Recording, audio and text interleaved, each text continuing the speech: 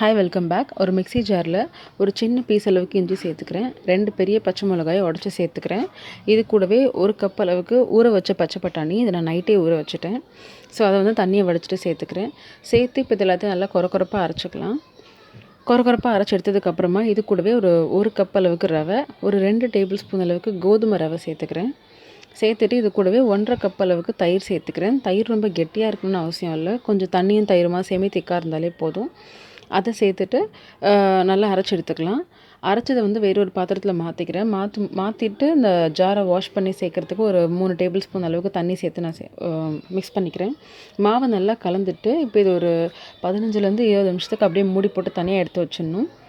ஒரு 20 மினிட்ஸ்க்கு அப்புறம் பார்த்தீங்கன்னா அந்த ரவை, கோதுமை ரவை எல்லாம் பார்த்தீங்கன்னா நல்லா ஊறி இருக்கும். ஊறினதும் வந்து இந்த மாய்ஸ்சர் வந்து அப்சார்ப் ஆகிருக்கும். ஸோ நம்ம இன்னும் கொஞ்சம் தண்ணி ஊற்ற வேண்டி வரும்.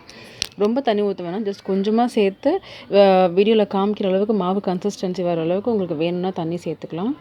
இப்போ இதில் நான் வந்து ஒரு 1/4 டீஸ்பூன் அளவுக்கு பேக்கிங் சோடா சேர்த்துக்கிறேன். தேவையான அளவுக்கு உப்பு, கொஞ்சமாக பெருங்காயத்தூள், அந்த பேக்கிங் சோடாவை ஆக்டிவேட் பண்ணுறதுக்கு ஒரு 2 டீஸ்பூன் தண்ணி, இதை சேர்த்து நல்லா மிக்ஸ் பண்ணிக்கலாம். நீங்கள் பேக்கிங் சோடா ஆட் பண்ணோடனே பார்த்தீங்கன்னா மாவு வந்து இன்னும் கொஞ்சம் லூஸாக இருக்கும், ரொம்ப கெட்டியாக இருக்காது, இன்னும் கொஞ்சம் ஃப்ரீ ஃப்ளோவாக இருக்கும். இப்போ இந்த மாவு வச்சு நம்ம வந்து ஊத்தப்பம் பண்ண ஆரம்பிச்சிடலாம். தோசைக்கல்லை வந்துட்டு நல்லா க்ரீஸ் பண்ணிக்கலாம். க்ரீஸ் பண்ணிவிட்டு இந்த மாவு வந்துட்டு ஊற்றி ரொம்ப ஸ்ப்ரெட் பண்ண வேணாம். ஊத்தப்பம் எப்படின்னு உங்களுக்கு தெரியும்ல, சைஸ் ஊற்றுறது. ஊற்றிட்டு லைட்டாக சும்மா தேய்ச்சி விட்டுட்டு அதுக்கு மேலே வெங்காயம் தக்காளி தான் நான் டாப்பிங் பண்ணுறேன். உங்கள்கிட்ட என்ன காய்கறி இருக்கோ நீங்கள் அந்த டாப்பிங் பண்ணிக்கலாம். இப்போ வந்து சும்மா பிளாண்டாக இருக்கக்கூடாது, நான் வெங்காயம் தக்காளி மட்டும் ஆட் பண்ணுறேன். சுற்றி எண்ணெய் விட்டு 2 பக்கமும் வேக வச்சு எடுத்துட வேண்டியது தான். ரொம்பவே ஈஸி அண்ட் ஹெல்த்தியான பச்சை பட்டாணி ஊத்தப்பம் ரெடி. இது கூட தொட்டு சாப்பிட்றதுக்கு வேர்க்கடலை சட்னி ரொம்பவே நல்லாயிருக்கும்.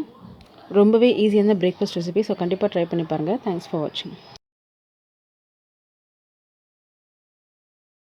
வேர்க்கடலை சட்னிக்கும் ரொம்ப டேஸ்ட் அவ்வளோ சூப்பராக இருந்துச்சு. ஸோ கண்டிப்பாக ட்ரை பண்ணி பாருங்கள்.